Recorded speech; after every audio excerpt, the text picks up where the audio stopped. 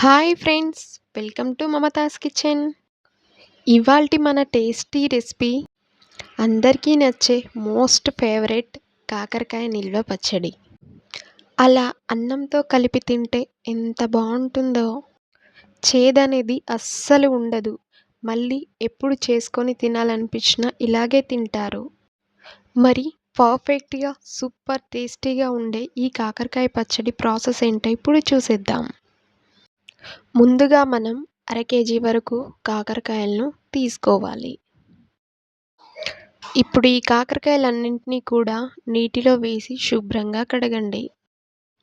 ఇలా కడిగిన తర్వాత ఒక్కొక్క కాకరకాయని క్లాత్తో తుడిచి పక్కన పెట్టండి.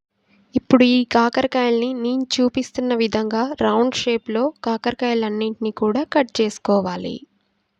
మరీ లావుగా కాకుండా మరీ సన్నగా కాకుండా ఈ షేప్లో కట్ చేసుకోవాలి. ఇలా కట్ చేసుకున్న ముక్కలన్నిటినీ కూడా క్లాత్ మీద లేదా ఇలా టేబుల్ మీద ఒక 10 to 15 మినిట్స్ వరకు బాగా ఆరనివ్వాలి. ఒక 10 నిమిషాల తర్వాత స్టవ్ ఆన్ చేసుకొని ప్యాన్ పెట్టుకొని ప్యాన్లో పావు కేజీ వరకు కూడా ఆయిల్ని పోసుకోవాలి. ఆయిల్ కాస్త హీట్ ఎక్కాక మనం కోసుకున్న కాకరకాయలన్నింటినీ కూడా అందులో వేయాలి. గుర్తుపెట్టుకోండి ఫ్రెండ్స్, ఆయిల్ మరీ హీట్ ఎక్కకూడదు. ఎందుకంటే మనం కాకరకాయలు వేయగానే కాకరకాయలన్నీ కూడా పైన వేగి లోపల వేగకుండా వెంటనే మాడిపోతాయి.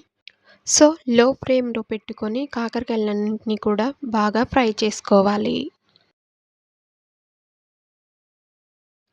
మధ్య మధ్యలో గరిటెతో తిప్పుతూ ఉండాలి. కాకరకాయలు అనేవి అంటుకోకుండా పైకి కిందికి తిప్పుతూ ఉండాలి.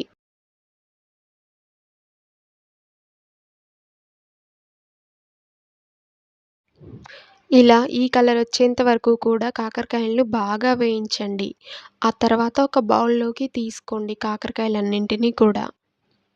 ఇక్కడ నేను కాకరకాయల్ని 2 సార్లు వేయించుతున్నాను. ఎందుకంటే అర కేజీ కాకరకాయలన్నీ కూడా ఒకసారిగా వేగవు కాబట్టి. ఇప్పుడు మిగిలిన కాకరకాయలన్నింటినీ కూడా అదే ప్యాన్లో మళ్ళీ వేయిస్తున్నాను. ఇప్పుడు వేయించిన కాకరకాయలన్నింటినీ కూడా ఒక బౌల్లోకి తీసుకోండి. ఇప్పుడు ఒక మిక్సీ జారులోకి 3-4 వెల్లుల్లి గడ్డలనేవి పొట్టు తీసి మిక్సీ పట్టుకోవాలి. అదే మీకు రోలులో అయితే ఇంకా బాగుంటుంది. కచ్చా పచ్చాగా ఇలాగా పట్టుకోండి. ఇప్పుడు అదే మిక్సీ జారులోకి రుచికి సరిపడా కారంని అంతా కూడా యాడ్ చేసి మళ్ళీ ఒకసారి మిక్సీ అనేది పట్టుకోవాలి.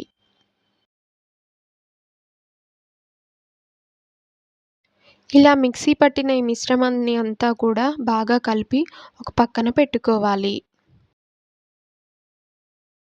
ఇంకా ఇప్పుడు మనం ఫస్ట్ వేయించి పెట్టుకున్న కాకరకాయల్లోకి చిటికెడు పసుపు, అలాగే మనం మిక్సీ పట్టుకున్న కారం వెల్లుల్లి ముద్ద అన్నింటినీ కూడా వేసి బాగా మిక్స్ చేయాలి.